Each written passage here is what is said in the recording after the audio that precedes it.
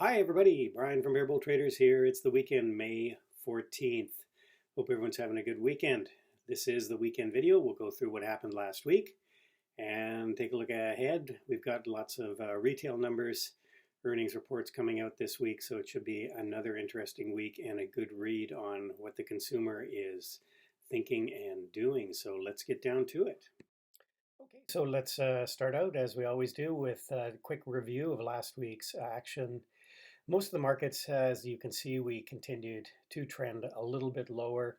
That was with the exception of the QQQ. Obviously, technology stocks continue to outperform, and particularly some of the larger cap QQQ stocks are the ones that are really keeping us up here. We had a weaker PPI number on Thursday. We had increasing jobless claims, a drop in consumer confidence on Friday. That's so all pointing to a slower economy and, of course, possible recession, which is what traders and investors, I think, are a little bit concerned about now. We've got this debt ceiling drama also weighing a little on the markets as we get closer to a default date. But as usual, I think we'll probably get something resolved prior to, or maybe a day or two after sort of the date deadline. But things do tend to work themselves out, but then people do get a little bit concerned, obviously. So there you can see how we finished out on the week with the major averages all down except for the Qs, of course. Communication services, biggest gainer this week. And energy was once again the biggest loser. Again, energy does tend to drop in a recessionary environment, so not a surprise there if that's what people are anticipating.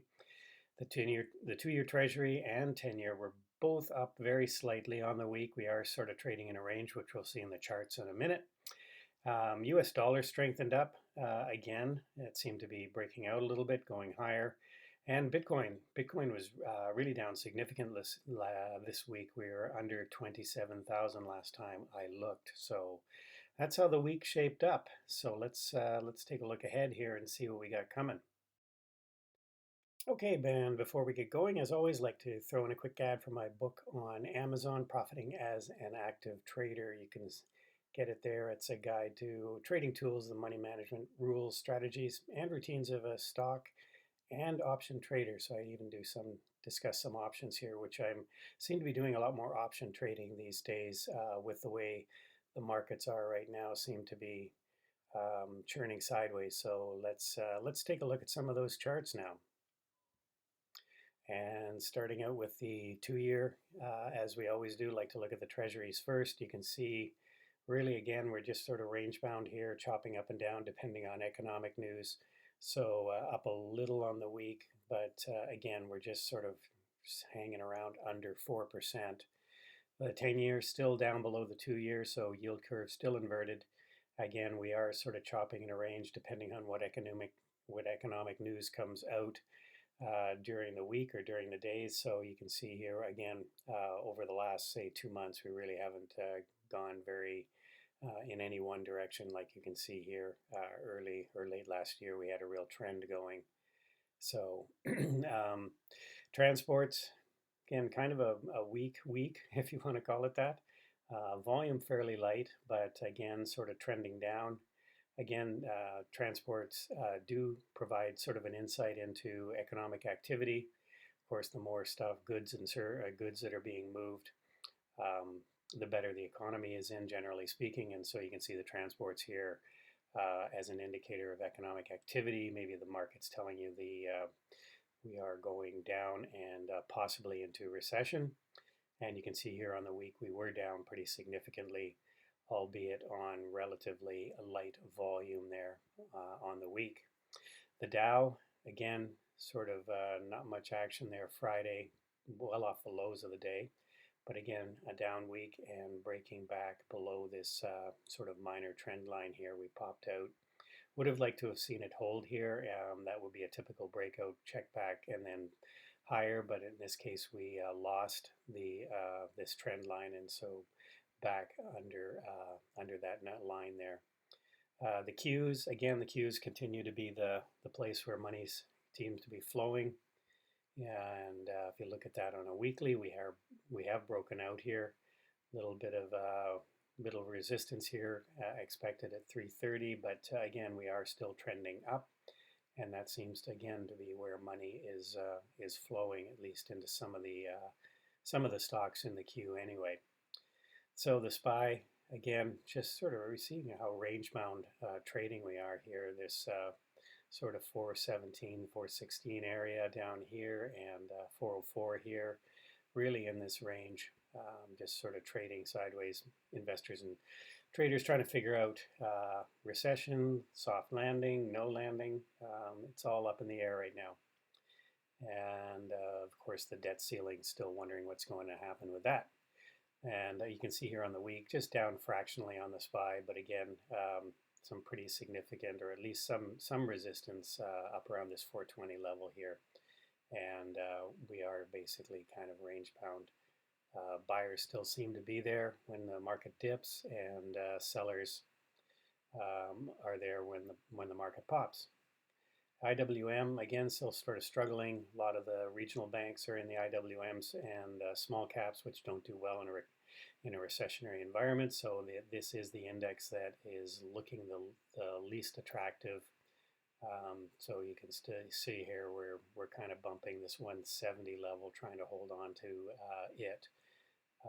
A failure there could lead us down a lot more here. So keeping an eye on that one. The VIX, or even though we are in some, sort of turbulent times, the VIX is still extremely low.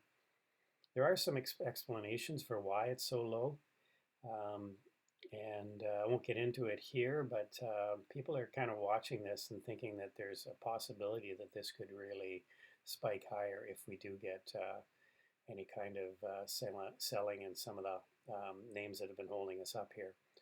The dollar, you can see here, we were really in a downtrend, and then we put in a couple of bottoms here, really held this level, and now we're breaking back out to the upside. This 28 area looks like it could be, the 200-day moving average might be an area we might be heading to here. But you can see here that's 28.10, that's only 30 cents, so maybe not investable, but it does look like the dollar is holding this 27.50 level and wanting to go back up again. Bitcoin, we're back actually above 27,000. We were down below it. We were actually down touched 20. We were actually below 26,000 there on the 12th. So coming back a little bit here, but now this area here, you can see how much support there was here. We dipped below it. Now we're coming back up, and we'll see if that those areas of support now become resistance, which typically happens. So overall, some very choppy markets. So let's take a quick look at some stuff that I am watching. Again, as I've said, I've been doing some options trades, just selling puts, selling calls, and we'll take a look at some of those opportunities. Again, this 175 level on Apple, you can see it here, it's struggling to get above there. We've already had earnings, so not a lot of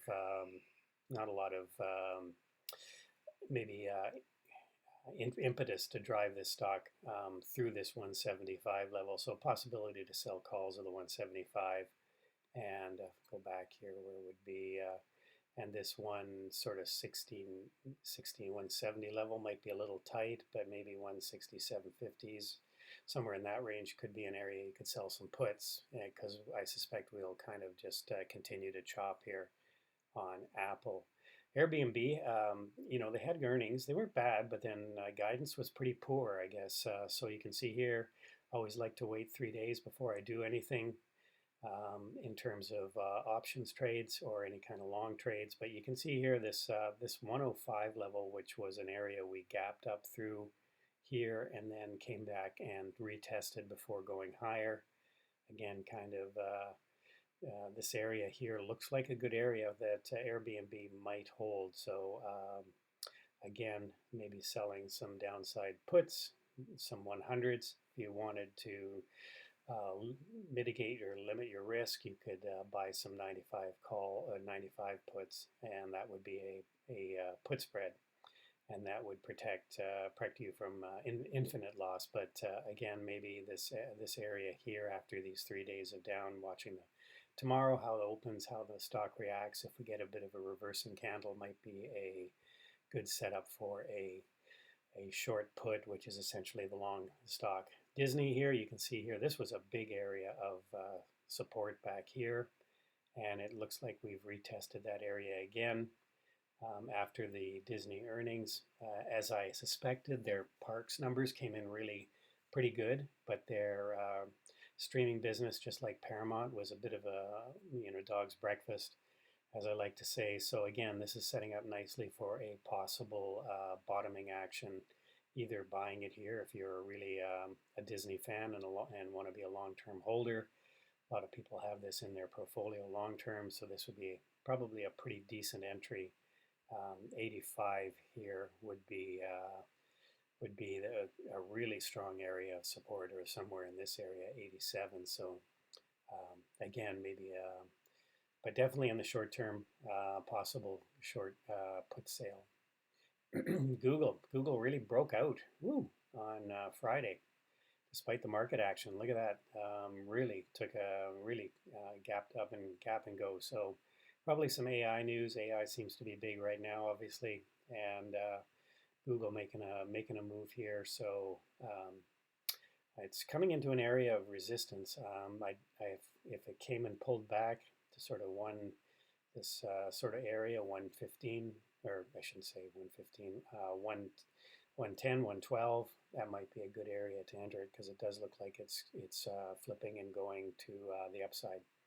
Las Vegas Sands, again, gap fill here, gapped up, came back, filled it, typical reaction. So maybe some possibility for some put sales, but I'm not liking Las Vegas Sands as much. Wind didn't have good numbers, so I'm a little bit concerned, and especially if the economy is going into recession, they typically don't, gambling stocks don't always do that well. And you can see here, Netflix, again, this 350 level, again, an area to sell calls against. And you can see here, we've got NVIDIA just sort of chopping in a range here. Again, maybe a range trade. PayPal's interesting. We had this big gap down on earnings, and 1, 2, 3 day down. Looked like it was going to reverse here. It's continuing lower, so maybe maybe an opportunity to sell some puts here, because I think it's really getting overdone. So Tesla, I did have some 177.50 calls. I covered some of them. And then on Friday, we popped up on that Twitter news. At the open, I covered the rest of them. Unfortunately, I wish I hadn't, but I just was concerned that it was on that news, how Tesla can really rip. I was just worried I was going to go really offside on those calls. So I covered the rest of them. Still made money on them, but unfortunately, the rest of them could have expired worthless. But I had to buy them back at the open just on that concern. So XRT, this is one I'm looking at, possible again, maybe shorting or selling some calls, or buying some puts and then selling a put below it. But this, I think, if we do get some bad numbers this week from some of the retailers, this is a stock that this is just an ETF. This is an ETF that can drop. This is the retail ETF. So anyway, this is something I am watching for next week, and that's about it. Okay, so let's wrap things up. May 15th, what we got to look forward to. Here's your index numbers and some areas for support and resistance. Seem to be kind of mid-range on a lot of them. So as far as economic events go, we do have this Empire State Manufacturing Index on Monday before the market opens. We've got some retail sales numbers. We've got a number of Fed speakers on Tuesday. Building permits, sort of housing situation on Wednesday. Some 10 o'clock leading economic indicators. And then Powell and Bernanke speak on a panel at Friday at 11. So should be interesting. But, lots of stuff there to keep the markets on edge and maybe reacting at some of these times. So we want to keep an eye on that.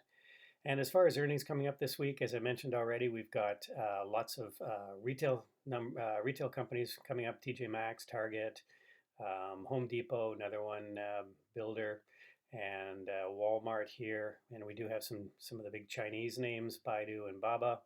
Had JD last week, which I think was better than expected. So, and then wrapping things up on Friday, we've got Deere and Foot Locker, some more um, agriculture and retail names. So that's it, everyone. 8 o'clock tomorrow morning, or Monday morning, we'll be kicking off with engineering the markets. Then 8:30, of course, pre-market show, leading us into the market open at 9:30.